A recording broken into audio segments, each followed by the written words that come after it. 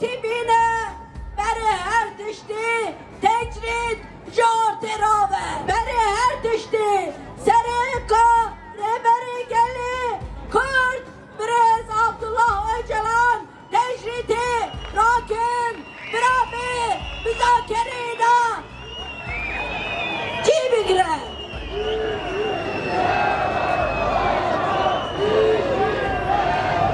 barışı inşa etmenin zorluklarını en iyi Kürt halkı bilir. Özgürlük mücadelesini, demokrasi mücadelesini kendine rehber edinenler bilir. Barışın zorlukları kadar getirilerini konuşma zamanıdır. Barış tek başına çatışmasızlık da değildir. Barış, demokratik bir geleceği birlikte inşa etmektir. Yıllardır kimliğimiz, yıllardır mücadelemiz, dilimiz, inancımız, özgürlüğümüz dalga dalga bütün dünyada örnek oldu. Ne için? Yaşadığımız coğrafya demokrasiyle buluşsun diye. Ne için? Kadınlar katledilmesin diye. Ne için? 22 bin liraya mahkum ettiğiniz emekçiler başka yollara, intiharlara başvurmasınlar diye. Kürdistan'da ve dünyada çocuklar katledilmesin diye. Bir ülkeyi yönetme ehliyeti demokrasi ister. Bir ülkeyi yönetme ehliyeti barış ister, adalet ister. Kim veriyor bunun mücadelesini? En çok ihtiyaç duyanlar. Peki bu sessizlikte, bu ülkenin demokrasiyle buluşması için, bu sessizlikte ve belirsizlikte özgürlüğün mümkün olduğunu haykıran kim var? İmralı'da 26 yıllık tecride karşı direnen Kürt halk önderi Sayın Abdullah Öcalan var. Sayın Abdullah Öcalan'ın fikriyatı etrafında irade olan Kürt halkı var. Türkiye halkları var. Orta Doğu halkları var. Barışı istemeyenler değil, barışı konuşanları dinlemek zorundayız. Barışa set koyanları, bent olanları değil, barış için emek verenleri dinlemek zorundayız. Gün sessizlik günü değildir. Gün kendi koltuğunu koruma günü değildir.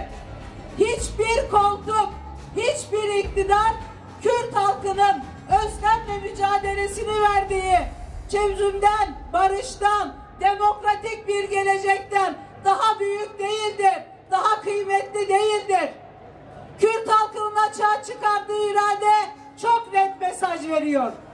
Ülkede Kürt sorununun demokratik çözümü mümkün, ülkede onurlu bir barış mümkün ve bu onurlu barışın hayat bulması için Kürt halk önderi Sayın Öcalan'ın özgür olması gerekiyor. Bu özgürlük ülkenin içinde olduğu bütün krizlere anahtardır. Bahar ayındayız değerli halkımız. Havaya cemre düşüyor, suya cemre düşüyor, toprağa cemre düşüyor. İstiyoruz ki halklara cemre düşsün. Bu cemrenin adı da barış olsun. Var mısınız?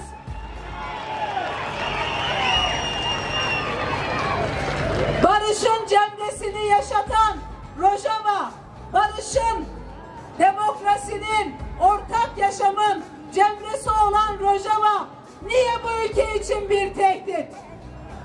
Suriye'de yaşayan halklar yoksullukla, krizlerle, göçlerle, ölümle karşı karşıya bırakılan halklar Rojava'daki statüden, Rojava'daki iradeden rahatsız değilken neyden rahatsız oluyorsunuz? Devletler, hegemon güçler sınırlar çiziyor. Neye? Halklara haritalar çiziyor. Bölen haritalar çiziyor. Duyguları, mücadeleyi. Rojava ne yaptı? Rojava'da kadınların öncülüğünde özgürlüğün haritası çizildi. Demokrasinin haritası çizildi. Elbette ki Rojava'yı savunacağız. Elbette ki Rojava'daki statünün korunmasını hep birlikte sağlayacağız. Bu ülkenin savaştan çektiği acıları artık bütün Türkiye yakından yaşıyor. Kürdistan'da derinleşen politika bu ülkeye umutsuzluk olarak dönüyor. Var bir umut. 26 yıllık rehineliğe rağmen var bir umut. Kimliksizleştirmeye rağmen var bir umut. O yüzden diyoruz ki demokratik çözüm ve barış konusunda Sayın Öcalan gerekli adımları atmaya hazır olduğunu ifade etti. Biz de buradan Ankara'ya sesleniyoruz. 15 Şubat'ta umut hakkını uygulayıp Kürt halkının, Türkiye halklarının, Orta Doğu halklarının özlemle beklediği barışı hep birlikte inşa edelim. Umut hakkının uluslararası hukukta da, iç hukukta da yeri var. Kimse olmazın, kimse savaşın sözünü artık kurmasın.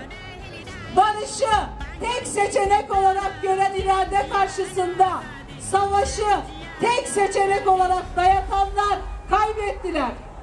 Ne iktidarları kaldı, ne koltukları kaldı, ne de isimleri kaldı. Bu yeni dönemde açığa çıkan fırsat, Orta Doğu'dan Türkiye'ye, dünyaya bir sistem, bir alternatif sistem sunan bu barış fırsatını, bu barış umudunu sadece Kürt halkının, sadece Kürt halk önderi Sayın Öcalan'ın omuzlarına yıkmak, bu fırsatı kaçırmak demektir. Geçirdiğimiz yüzyılı hep birlikte değiştirebiliriz. Siyasi partilerinden kadın mücadelesine, gençlikten ekoloji mücadelesine, Türkiye'de antidemokratik uygulamalara, kayyum rejimine, kadın düşmanı politikalara, ekonomik krize çare var diyen herkesin temel mesele olan Kürt sorununa karşı sessizliği kabul edilemez. Bu ülkede seçimlerden önce, bu ülkede koltuktan önce, bu ülkede iktidardan önce neye ihtiyacımız var? Demokratik bir çözüme. Sınırların, dillerin yasaklandığı, kimliklerin, inançların yasaklandığı bir ülkeye evet diyen kimse kalmadı. Orta Doğu'da reklamını yaptığınız, Orta Doğu'da başka çaresi yoktur dediğiniz ulus devletler tek tek çözüldü. Zenginliği olan bu ülkeyi çölleştirenlere, çölleştirmek isteyenlere sesleniyoruz. Bu ülkenin zenginliğini, bu ülkenin çoğulcu kimliğini taşıyan Kürt halkına kulak verin. Kürt halkının haklı talepleri hiç kimseden hakkını çalmıyor. Kürtler kendinden alınanı istiyor. Kürt halkı kendinden çalınanı istiyor. Hiç kimsenin hakkında, hiç kimsenin özgürlüğünde gözümüz yok.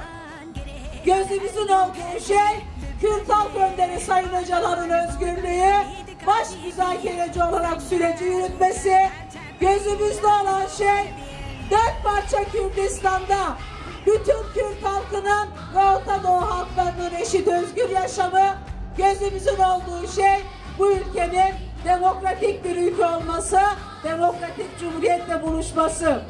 Buna hayır diyen hiç kimse yok. İktidarın pazarlıklarına, siyasi partilerin sessizliğine, muhalefetin cesaretsizliğine kurban edilecek bir zaman diliminde değiliz.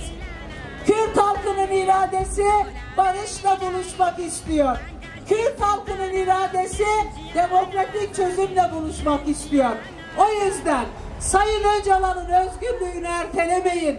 Umut hakkını uygulayın ve demokratik bir ülkeyi, demokratik barışın tesis olduğu yeni bir yüzyılı birlikte inşa edelim. Kürt halkı burada. Sayın Öcalan mesajlarıyla birlikte her zaman aramızdaydı. Şimdi bunların hayata geçirilme zamanı.